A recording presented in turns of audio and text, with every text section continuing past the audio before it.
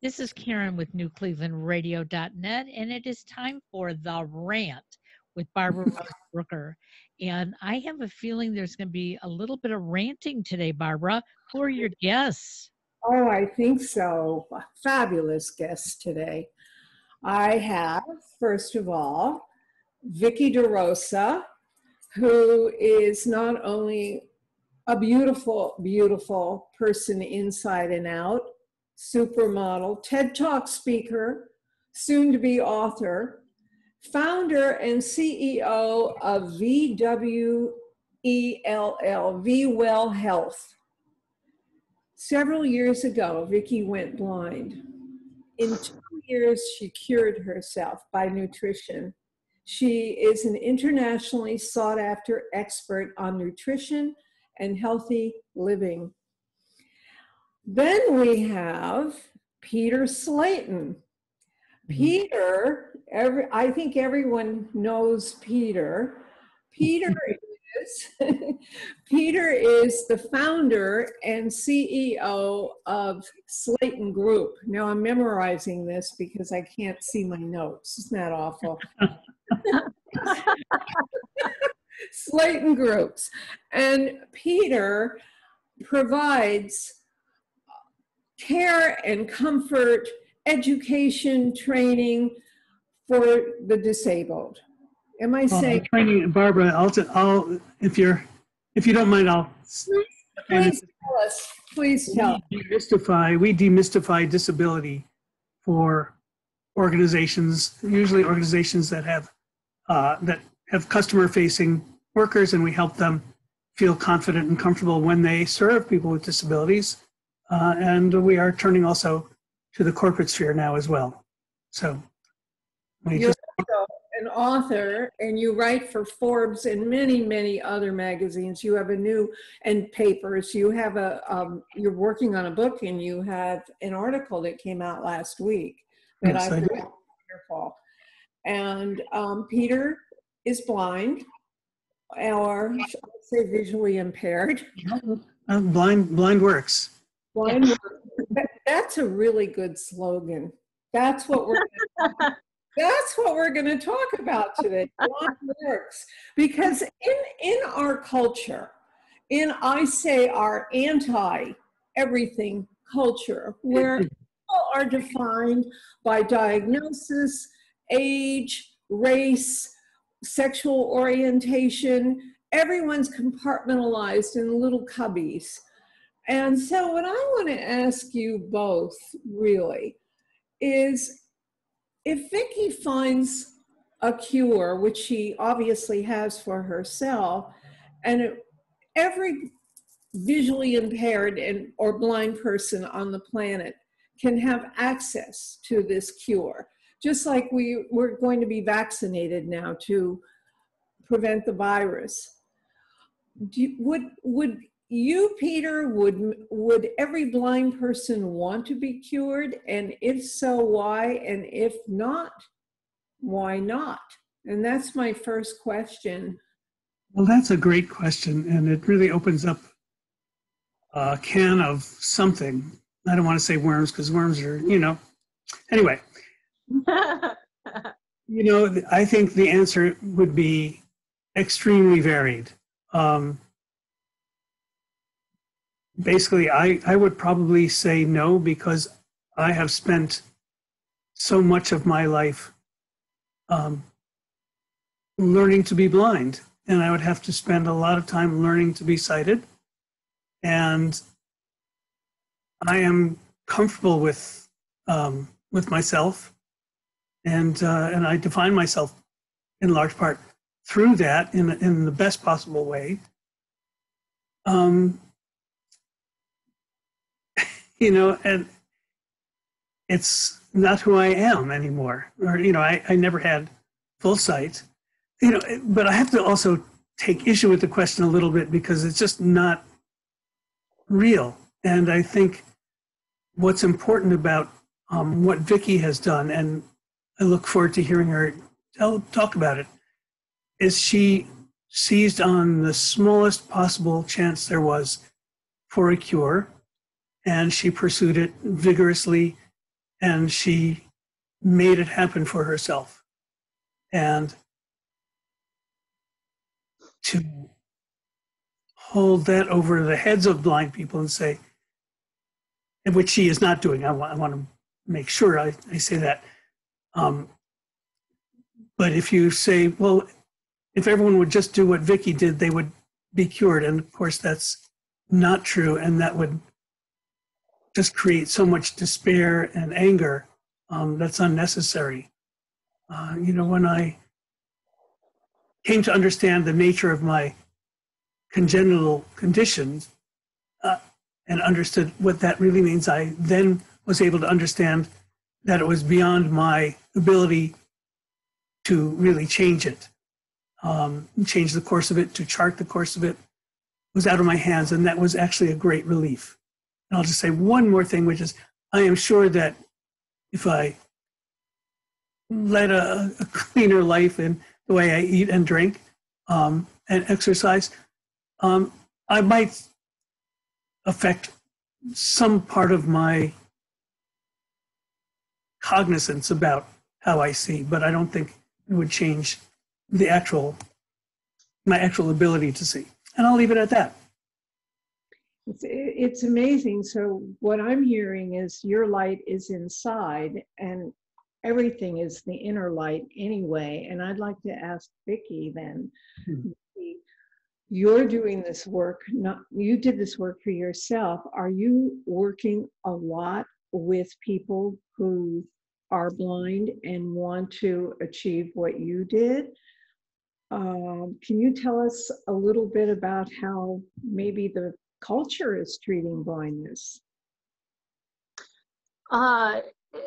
You have such great questions, Barbara. And I was fascinated to hear Peter's response. And I totally understand and can appreciate where he's at. What's interesting is I'm through Be Well Health and through my life, my journey over the last 16 years since this happened, I've worked with many people with many challenges. The interesting thing is probably more challenges other than blindness.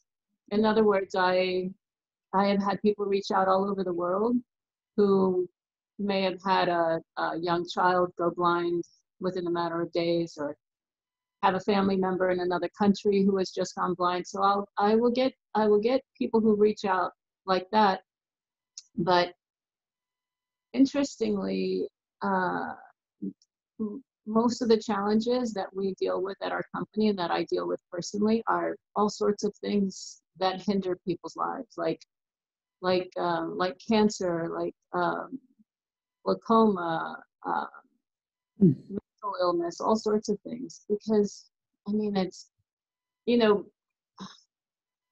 a challenge is a challenge, right? And so sometimes, although the way to affect it is different, a lot of it really has to do with your mind, body, spirit approach to any kind of a challenge. Exactly. The inner life. The inner life. I'd like to ask both of you, how do you think our current culture, I call it our anti-culture, treats blindness? For example, the media. Why in the media are there not a lot of, or any as far as I know, actors, reporters, network producers? How about the industry and blindness? Why isn't there more integration of blindness? Barbara, that's such another great question.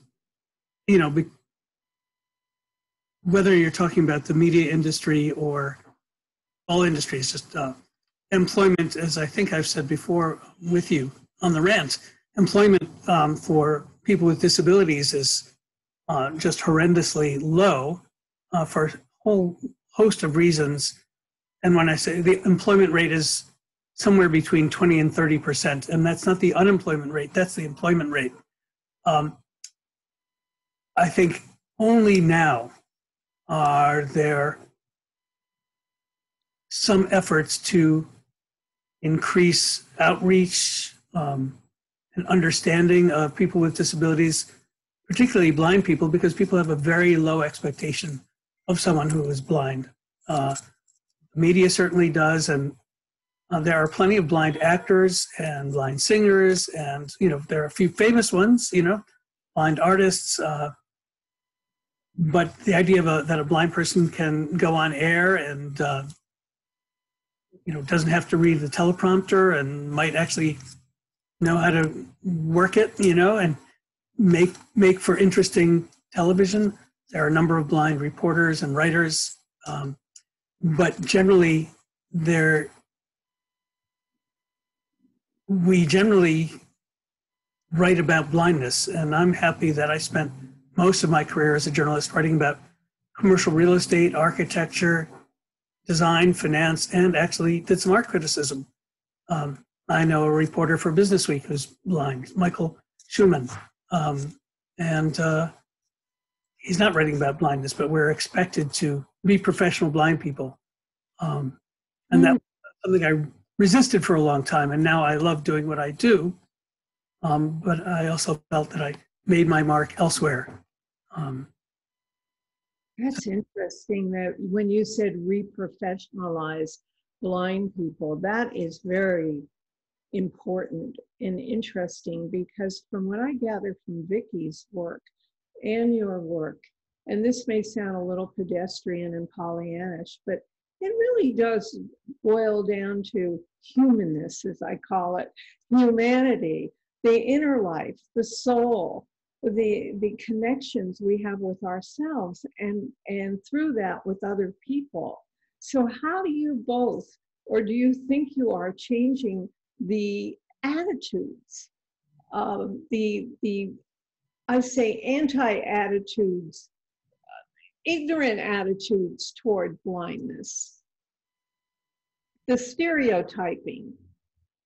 Vicky, I'm curious to hear what you have to say about that, having been on both sides here. Well, yeah, Peter, thank you. It's interesting. I was just about to say, I have a little bit of a different perspective because I've been on both sides. And what's extraordinary is now, I don't know, I don't have a side now. There's not really a box for me. Right. The way that I live currently, because this is so hard to explain, and it's really hard for people to understand. But just to speak to the first question that Barbara asked, I've been on both sides, and it's truly so sad and so disheartening. There's such a low expectation of people who are blind. There's such a low expectation of people who have disabilities. But I remember I had been blind for 1 year.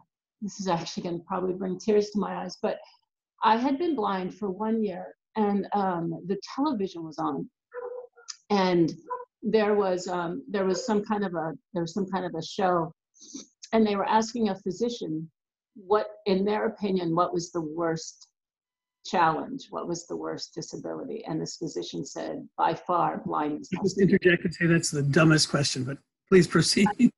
Yeah, I remember it went through me like a knife to hear. And so for some reason, blindness has such a, just raises such pity in people, and therefore inspires people to have such low expectation, which is such a shame. But interestingly, so I was able to regain. The doctor said that I would never regain my sight. They said my optic nerves were severed and I would never regain my sight. Within a total of 2 years from the first day that it happened, I regained a lot of my sight. But, and there's not really a number for where I'm at now, but the best guess is that I've regained about 80% of my sight, maybe 90% of my sight. So my sight now is slightly off. It's slightly blurry, which puts me in a very funny position because I look like I can see perfectly. Mm-hmm. And I can see a lot, but I cannot read small print. Neither can I. Can you correct for that, or that doesn't work either? Well, and so I have all these little gadgets. So I obviously, you know, I can read, but I'm saying with my eyesight, I cannot read small print. And when I'm, you know, if I'm walking, Barbara, if I was walking down the street and you were across the street, I would not be able to see you. And so that makes for a very interesting life. So try explaining that one, Peter. Well, you know, I've been there, done that. You know, That's right. Barbara mentioned that we're living the inner life. My first thought, sadly, was yes, until I run into something. Then it's very much outer. Let me ask the two of you a question. I don't know if you've ever heard of it or not. My mother at age 96 and a half had a stroke. Nothing went wrong except she was declared blind, but she swore she could see. You could not tell her she was blind. And she visualized everything that was happening around her. And the doctors could give us no answer for it. But I will tell you, her caregivers treated her as this old lady who was blind and now bedridden. And luckily, I lived with her for the 2.5 months of the rest of her life. And I went along with her when she said, "I like your pink shirt." It's pink, you know. It probably was black. It may have been polka dot, but if that's what she saw, that was okay. But have you ever heard of anybody going blind like that? What I've heard of and what I experience is, in my mind, I always think I'm seeing. Okay. And I imagine I'm sitting here and I know what my room I'm in looks like and what color my shirt is. And because I've never seen any of you, I actually don't know. I'm not doing that. And I'm accepting the screen as blank. My computer screen is blank. But I'm picturing everything around me. And when I walk through my house or walk outside, and then when something happens that shows me that I should have been paying more attention to what is there, then I remember that I'm not seeing. Interesting. But I believe that, you know, people do have very strong, can be called facial vision. It can be just imaginations or memories. Dreams. I imagine dreams. Oh, I see my dreams vividly. There you go. I mean, I believe, this sounds corny, but I do believe that the psyche, the soul, has eyes, is not blind. That's what you have to trust. I really believe that. And our culture is so in the dark, really. So how can you and Vicky and other people like you, hopefully, how are they educating people not to stereotype and stigmatize blindness? I don't understand. I mean, I watched a young woman crossing a very bad intersection in San Francisco, and she was on the corner, and she was trying to cross, and she was blind. And I watched people walk by her, and then I watched people walk over to her, and she refused the help. And I watched her cross this intersection. I would never have intruded on her whatsoever. And she did it beautifully. But the point is, why are people, they seem to be afraid of blindness? You put your finger right on it. Actually, I don't want to, I'd like, Vicky, if you'd like to speak to this, I'd also like to hear. Thank you, Peter. I think it speaks to a much greater issue in our culture. I don't particularly think that it has to do with blindness so much as it has to do with judgment. I think that in our culture, we have to do better to not judge. I think there's something about us that we judge everything around us. We walk around judging everyone and putting people in boxes. Mhm. And if we could practice, I would love to see a no judgment day. Barbara, you're so good at like starting movements and foundations. Start a no judgment day. Okay, I love that. We could But just I was going to say no that. judgment. Sorry, go Sorry. ahead. No, if we could just practice no judgment, we would be better people. We would be better professionals. We would be better parents. We would be better friends. Because of course, to judge others is to judge ourselves harshly. Exactly. So I recognize that when we walk around judging others, we're only judging ourselves in a more harsh way. So Sometimes when we judge others, we're giving ourselves, that's right. Context to feel better. And I think that's more of a problem than judging ourselves harshly. Yeah. You say to me, the problem, the stigma, the low expectations, the reactions have to do with deep-seated fear. Yes.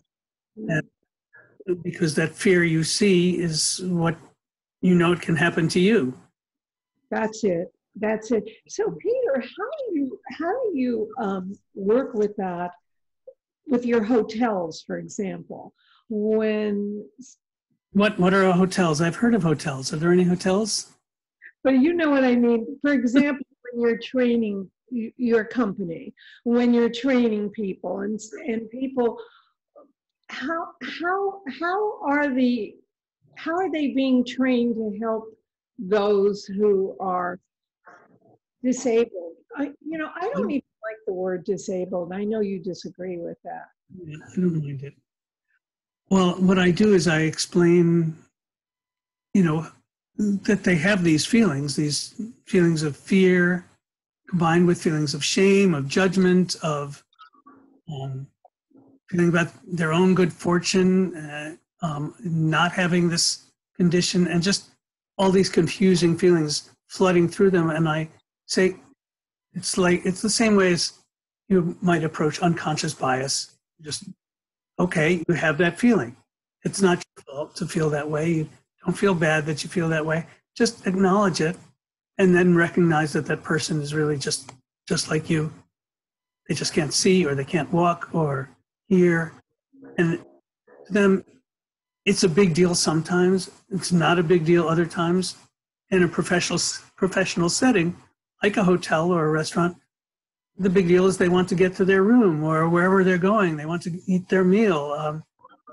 So they don't really want to talk about, they don't want to feel judged, as Vicky says. You don't want to feel that you make someone else uncomfortable. And you don't care whether you do. You want to just live like everyone around you is living. They are going with their purpose to do what they're going to do for the day, for the hour.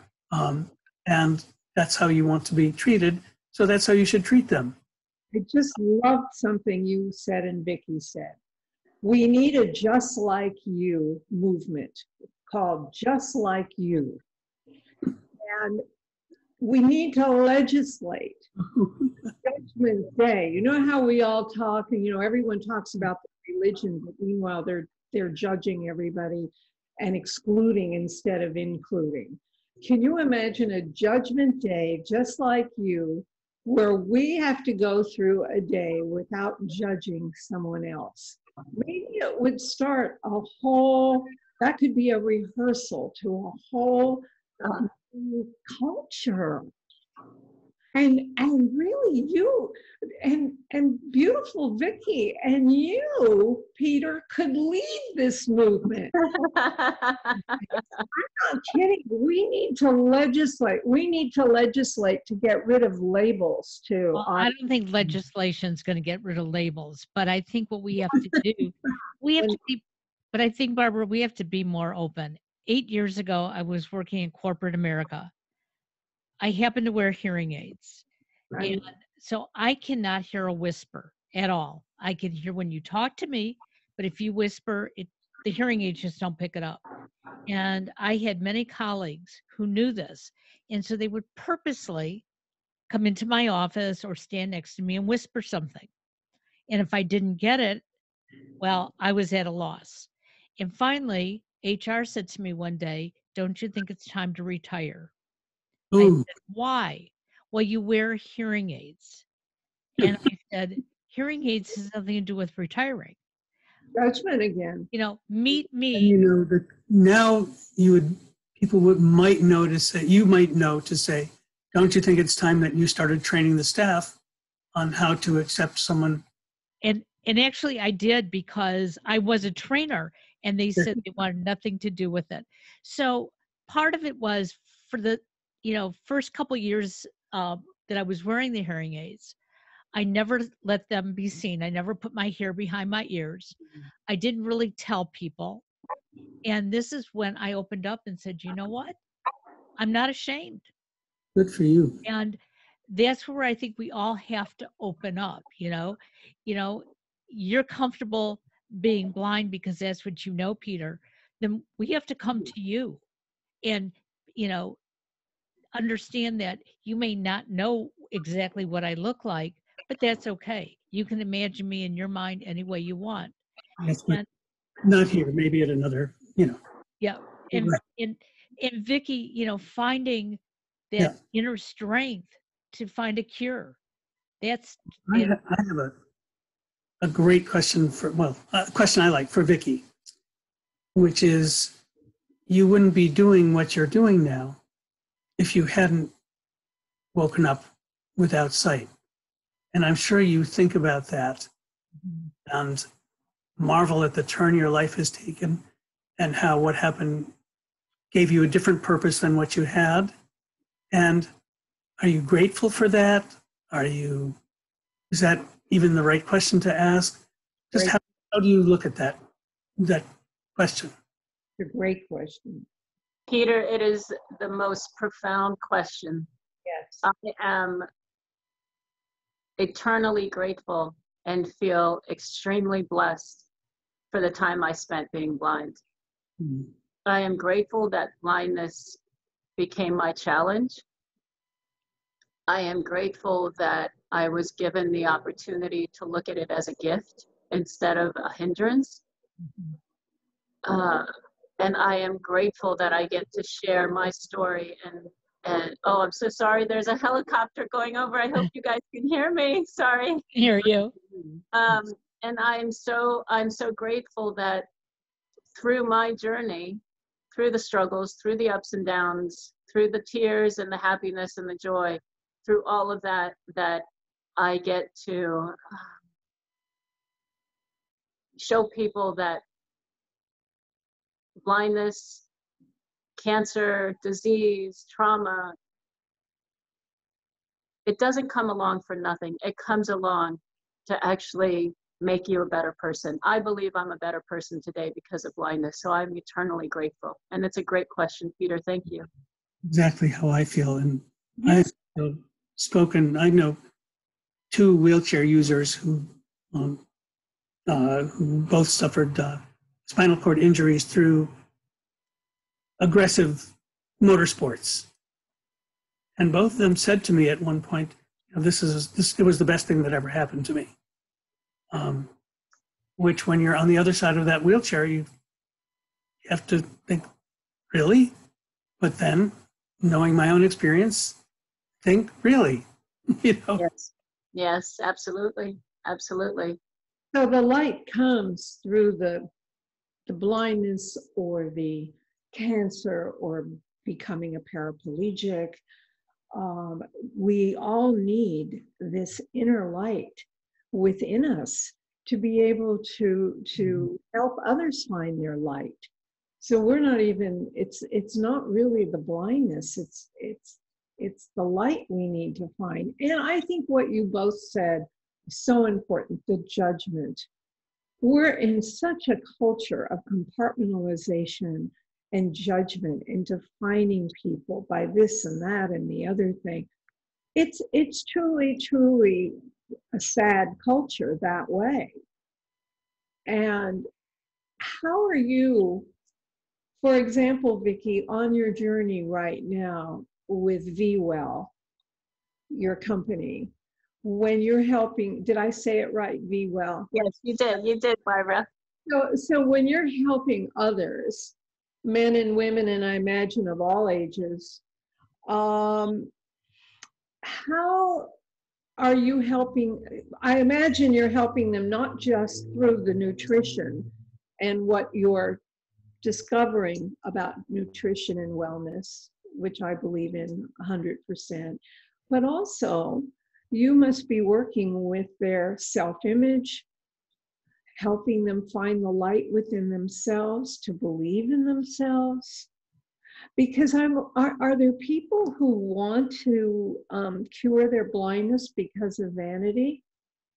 Because they're living in a culture where you have to be one way and look a certain way to be accepted. So how do you do your work? You know, it's the question is so important. And the first question that I ask everyone, whether I'm speaking to a group of 1,000 or whether I'm speaking to just one person, I always ask, the very first question I ask is, can you see yourself well? Because it really depends on what it so truly depends on what the person wants, what the mind, body, spirit of the person wants. It relates back to what Peter said. Peter is very happy, and the way that he lives his life, which is so profound, works for him. And so, you know, it really just depends on what the person wants inside. And especially, you know, it's so relevant right now because here we are living in a pandemic, where people are eating brownies and drinking wine for breakfast. So yeah. I can't, you know, the last thing that I can speak to somebody right now about is health, you know, and eating healthy. Nobody wants to hear eating healthy right now, not during a pandemic. So interesting. Yeah. I hadn't thought of that. It's sad because that the health is everything. But relevant to health, I'm always saying to everyone that I come into contact with, more relevant to a person's health is their mind and their soul. Much more important than what you consume. Much more important. You can eat as healthy as possible. You can be the healthiest eater in the entire world. And if you are sad and lonely and negative, you won't be healthy anyway. So everything, that's why it's called holistic. That's why it's a mind, body, spirit approach. I believe in particularly negative. Sorry, Vicky, you all of these things though, do you consider them static? You know, I feel like, yes, I'm happy in this situation, talking to you all. We're having a wonderful conversation. There's certainly plenty of times during the day when I feel anxious or I might feel sad. So I don't think, you know, I think that's true for most people. I mean, I think I err on the side of happiness and feeling good, and I want to feel good, and I work. Do I work at being happy? I don't know. I want to be happy, and I feel good about myself.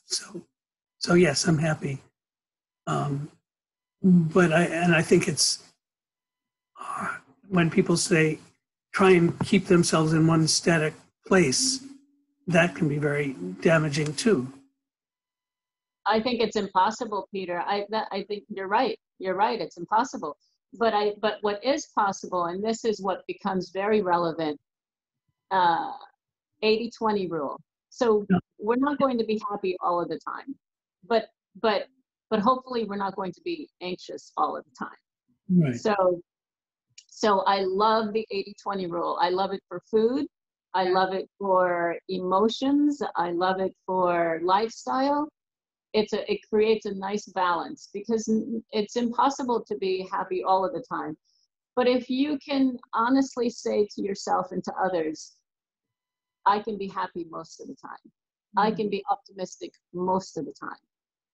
Then that speaks to, you know, because who we are, what our habits are, who what 80% of our life is. That's who we truly are, right? Yes. Right. And you said one word, optimistic. And that has become a buzzword and cliche for many people. You know, they say optimistic, but they're not optimistic. To me, to be optimistic is, again, to work on that inner life all the time. Isn't it a work in progress until we take our last breath and then move? Absolutely. Absolutely. Yes. You know, And life is not the Hallmark movie. And no, we just did a podcast on this morning. You know, here it is the holiday time, and we all expect everything to be beautiful, holiday bells, you know, and yet this year especially, it's going to be different. But that doesn't mean it isn't good. And I think what Right. you were saying, the two of you were saying, Peter and Vicky, is that, yeah, we do have to work at it. Okay. But working at it keeps our brains motivated, keeps us, you know, in alignment with ourselves.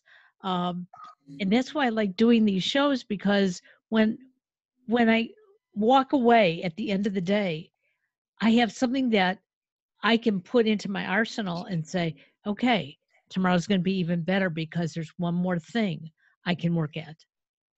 Yeah. well, I just think I admire Vicky and Peter so much because you do have the gift and you're able to work on your inner lives yourself. It's a constant growth. It's a Barbara, constant you do the same. You know, and Karen, you take a condition that people are terrified of, but hopefully will go through themselves, and that condition is aging, being older, and you also have chosen to define yourself through it and create some of your life work through that condition and benefit greatly from it. And I don't mean monetarily, I mean personally, through your own Absolutely. Mm-hmm. what Vicky refers to as body and spirit. And So how are you and Vicky? Thank you for that. And I think it's true for all of us, the constant quote introspection journey into the self, so you can be with other people and perhaps influence them in some way. Well, influence is the wrong word. Maybe inspire them. Inspire. Barbara, you're a great inspiration. And just to add to what Peter said, through your life and through continuing on and the magnificent work you do, you continuously inspire. Oh, thank you. I'm very humbled by both of you and my friend Karen there too, inspiring voices every day. It's a growth. It's a growth. It's not a number. It's a constant. So I Yeah. want to know how the two of you, how are you? There's got to be something. You know, I'm thinking of Amma in India. You know, the guru who hugs people. Yes. Amma. Yes, Yes. and she's hugged what, I don't know, 70 million people. So something like that. how inspired people are. Well, I see you too as the huggers. So how can you widen the work you're doing to help those who feel, quote, afflicted by blindness and other diseases too, and to get rid of the definitions, the stereotyping, the discriminations? How can you widen what you're doing? I know you're already spent, but how can you get disciples to follow you so you can lead them, is what I want to say, to see the light? Well, I think that is when I started my training business.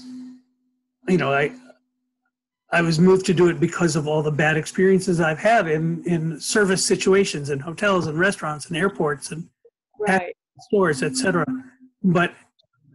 And okay, I created a program that would help the workers change, and as I change their practice, just steps, you know, basic practical steps and points to make to them. But over the time that I've been doing that, I really developed much bigger sense of what it meant to change someone's mind, and what disability means, and how it's possible to shift someone's perspective, to take their perspective that sees blindness and disability as something terrible and something to fear, and turn it around and let them turn it around, show them how to turn it around, and and that's partly going to be a generational thing. I think it's happening in younger people now, but you just that's why I created an e-learning program, so I can reach out to many more people than just in person, so they can license an e-learning program. For example, it's in use at the Sacramento County Airport to trains all the personnel there. It's wonderful. It's when you're both writing books too, and yes. I do believe that your books will reach millions of people, because books are very important as well. Also, our elect President Biden and Vice President, thank God, Kamala Harris, there's something that they should know about the work you're both doing. And I believe they would find a place for it that could reach through the media. Yeah. Wide. I really do. I'm serious about this. I'm not just talking a PR thing. I'm talking about this work is still, I mean, yes, you can Google Vicky and I can Google you and you can see that the story and the work is just amazing. But then again, how about the people who are still fearful and they're still congregated into their cubbies because of blindness? You know, how can we get them out? You know, like Pete Buttigieg, I never pronounce his name today, was nominated, inaugurated, you could say, and he said, I'm the first gay man to be, and he thanked President Biden, and I say president happily. Okay, so how about getting you and Vicky out in worldwide? I mean, I know you're doing worldwide work, but do you know what I mean? Yes. Vicky, any? Well, so for me, I have this one seminar called 30 Days. And what I teach people how to live as if they have 30 days. I think constantly living our life as if we have 30 days left inspires us to do exactly what we want to do in life. And so this year, and so I'm constantly checking in with myself so that I'm not hypocritical at all. I'm constantly checking in with myself. And January of 2020, I asked myself the same question. I said, am I living as if I have 30 days left? And the answer was no. And so to answer your question, Barbara, about what I'm doing, I've decided to start, I'm working on my first book right now, and it's about the power of the mind. And the reason why I'm writing on the power of the mind is because, and yes, there's been so much written, but apparently we haven't all read about it, because we still struggle so much with the power of our mind. Right. And so I with all that is out there, how can we still struggle? Well, I guess there's more to be written, but for me, my story truly is, I'll tell you just really quickly, I don't know if we have time for this, but my son was blind for 24 hours. He believes that I healed him with the things that I did to him. He believes that, whatever I gave him, whatever drinks, whatever supplements, whatever herbs I gave him that day healed him. His belief healed him. The power of his mind healed him, because when they brought him to me to heal him, he said, you will heal me. And he believed it with all his heart.